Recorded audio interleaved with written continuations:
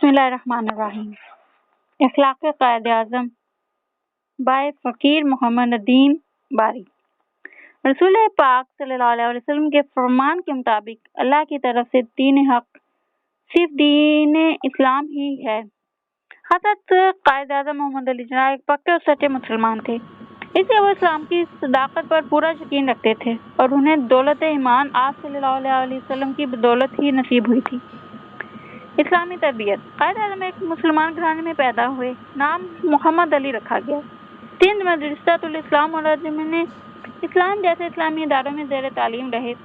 جب اعلیٰ تعلیم کے لیے لندن تشریف لے گئے تو تمام قانونی اداروں کو چھوڑ کر لنکنز ان میں صرف اس لیے داخلہ لیا کہ سب سے بڑے قانون ساز حضرت محمد صلی اللہ علیہ وسلم کا نامی سرفہرست دیکھا۔ جب بمبئی کے انتہائی معزز برین ڈنشا پیٹریٹ کی اکلوتی بیٹی مس رتن بائی نے شادی کی پیشکش کی تو آپ نے تجویز کیا کہ پہلے اسلام قبول کرو پھر شادی ہوگی۔ چنانچہ مس رتن بائی پہلے مسلمان ہوئیں، پھر اسلامی شریعت کے مطابق آپ سے شادی انجام پائی۔ مسلمان ہونے پر فخر و غرور۔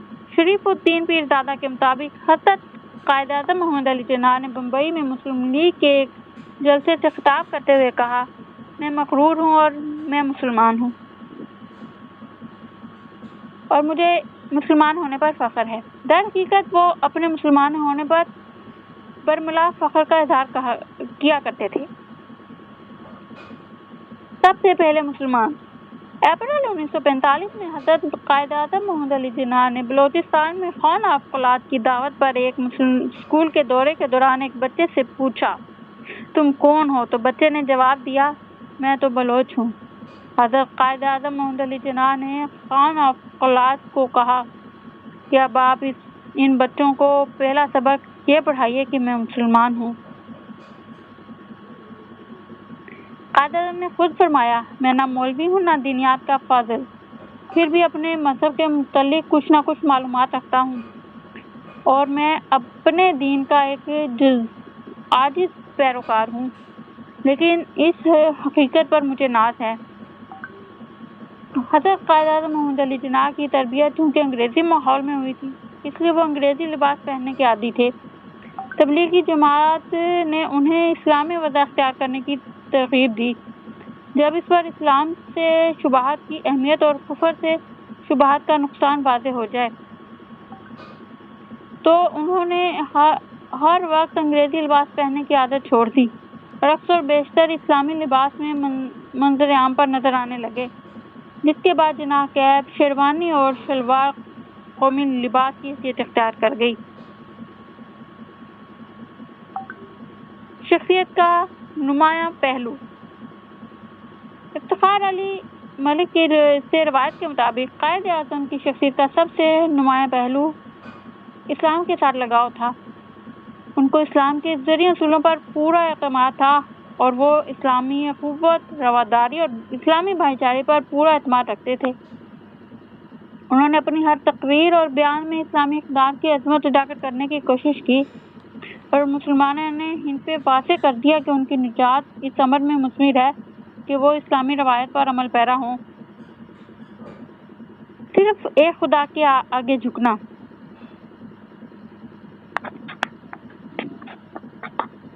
جسٹس ذکی الدین پال سے روایت کے مطابق ان کے ایک دوست نے ریڈیوس ہوٹل میں جوش و عقیدت سے حضرت قائد اعظم محمد علی جناح کے پاؤں چھونا چاہے تو انہوں نے فرمایا، صرف خدا بزرگ و برتر کے آگے جھکنا چاہیے کہ اسلام اسی کی تلقین کرتا ہے۔ اس سے ان کی توحید پرستی صاف واضح ہو جاتی ہے۔ سجدے میں خدا سے دعا۔ مولانا حسن موہانی سے روایت کے مطابق وہ ایک روز جناح صاحب کی کوٹھی پر صبح سویرے نہایت ضروری کام سے گئے اور ملازم کی اجازت کے بغیر ہی ایک دوسرے سے تیسرے کمرے میں چلے گئے۔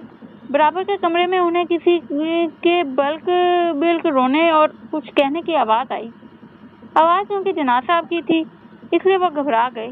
اثر سے پردہ اٹھایا تو کیا دیکھا کہ وہ سجدے میں پڑے نہایت ہی بے قراری سے کچھ دعا مانگ رہے ہیں۔ چنانچہ مولانا حسرت موہانی دبے پاؤں وہیں سے واپس آ گئے وہ کہتے ہیں کہ میں اب جب بھی وہاں جاتا ہوں اور ملازم کہتا ہے کہ وہ اندر ہیں تو میں سمجھتا ہوں کہ وہ سجدے میں پڑے ہوئے دعا کر رہے ہیں، اور میرے تصور میں قائد اعظم کی ہر وقت وہی تصویر اور وہی آواز رہتی ہے۔ ہر مشکل وقت میں اللہ سے رجوع۔ نواب بہادر یار جنگ نے حضرت پیر عبداللہ حسنی کے صاحبزادے کو کہا کہ میں تمہیں ایک راز کی بات بتانا چاہتا ہوں جو حضرت قائد اعظم محمد علی جناح نے مجھے بتائی۔ انہوں نے فرمایا کہ قومی، ملکی اور سیاسی معاملات کی پیچیدگیوں کو سوچتے ہوئے کبھی کبھی مجھ پر ایسا وقت آتا ہے کہ کچھ سجھائی نہیں دیتا۔ میں کوئی فیصلہ کن قدم اٹھانے سے پہلے اپنے آپ کو قاصر پاتا ہوں تو اس وقت میں تنہائی میں اللہ تعالیٰ سے رجوع کرتا ہوں اور مشکل پیش کرتا ہوں۔ اس عمل سے مجھے روشنی کی کرن دکھائی دیتی ہے اور تسکین بھی حاصل ہوتی ہے۔ قائد اعظم باقاعدہ پنجگانہ نماز ادا کرتے تھے۔ جس روز سے قائد اعظم نے سفید دربار شریفیہ سے نماز پڑھنے کا وعدہ کیا، اس کے بعد آپ آخری وقت تک اپنے آبائی شیعہ طریق کے بجائے مصنوعی طریقے سے نماز پڑھتے رہے، اور جب کبھی باجماعت نماز پڑھنے کا اتفاق ہوا تو سعود عظیم کی مسجد میں نماز پڑھی، جس کا ممتاز شیعہ رہنما راجہ صاحب محمود آباد نے وصل بالگرامی سے ان الفاظ میں تذکرہ کیا ہے۔ میں آپ کو عجیب بات بتاؤں، وہ یہ کہ جناح صاحب باقاعدہ پنجگانہ نماز پڑھتے ہیں، اور وہ بھی سنوں کے طریق پر۔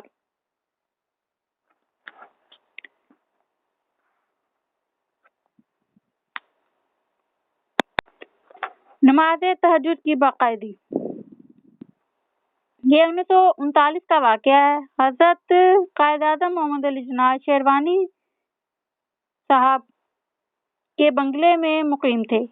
3 بجے رات فرسٹ فلور پر مسٹر جناح کے کمرے سے ایک زوردار آواز آئی۔ مسٹر شیروانی جو ساتھ ہی کمرے میں تھے، آواز سن کر وہاں گئے تو دیکھا کہ قائد اعظم محمد علی جناح نیت باندھ کر نماز تہجد ادا کر رہے ہیں، اور پاس پانی کی ایک بوتل ٹوٹی پڑی ہے۔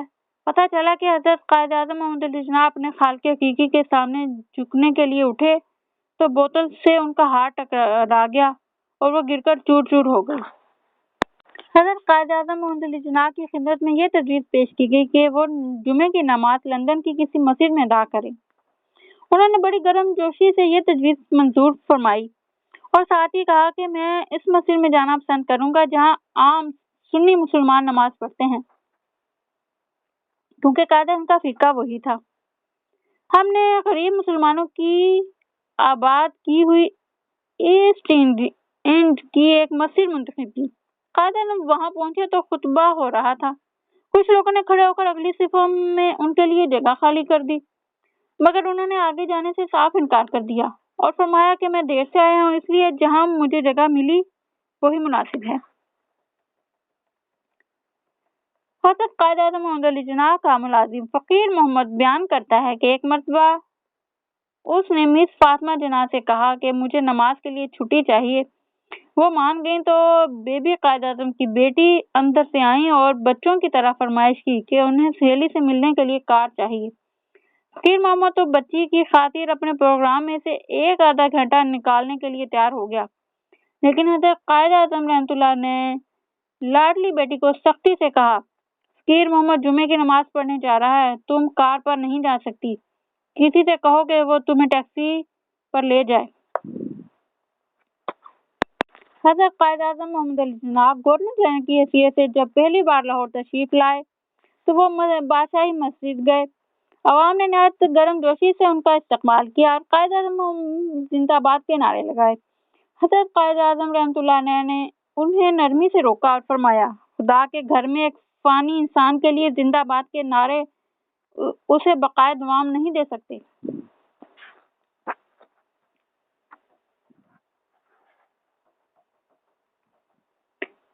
روزے اور ماہ رمضان کا احترام۔ جارج ششم بادشاہ انگلستان کے زمانے میں ہندوستان میں مزید اصلاحات کے سلسلے میں حضرت قائد اعظم رحمۃ اللہ علیہ لندن تشریف لے گئے۔ مذاکرات جاری تھے کہ بکنگھم پیلس سے زہرانہ کی دعوت موصول ہوئی، جو ایک بہت بڑا اعزاز کی بات تھی۔ قائد اعظم نے اس یادگار موقع پر دعوت میں شرکت سے معذوری ظاہر کر دی، اور کیونکہ یہ رمضان المبارک کا مہینہ ہے جس میں مسلمان روزے رکھتے ہیں۔ اسی طرح گاندھی جی نے 1944 میں 21 رمضان المبارک کو حضرت قائد اعظم سے مذاکرات کرنا چاہے تو انہوں نے بذریعہ اخبار یہ بیان جاری کیا کہ اس دن حضرت علی رضی اللہ تعالیٰ عنہ کی شہادت ہے، اس لیے وہ سیاسی گفت و شنید نہیں کریں گے۔ بیماری میں روزے نہ رکھنے کا ملال۔ اگست 1946 میں قائد اعظم محمد علی جناح سندھ مسلم لیگ کی تازہ الیکشن کے لیے انتخابی تیاریوں میں رہنمائی کے لیے کراچی آئے ہوئے تھے۔ یہ روزوں کے دن تھے۔ اس زمانے میں حاتم مولوی ہر روز ان سے ملنے آتے اور دیر تک ان کے پاس بیٹھے رہتے۔ ایک روز قائد اعظم محمد علی جناح نے حاتم مولوی سے پوچھا کہ کیا وہ روزے سے ہے؟ حاتم مولوی نے کہا جی سر۔ اس پر قائد اعظم رحمۃ اللہ علیہ نے فرمایا میں بھی سن شعور سے روزے رکھتا ہوں، لیکن اب صحت کمزور ہے، اس وجہ سے نہیں رکھ سکتا۔ اسلامی روایات کا احترام۔ قائد اعظم کو اسلام اور اسلامی روایات سے گہرا لگاؤ تھا۔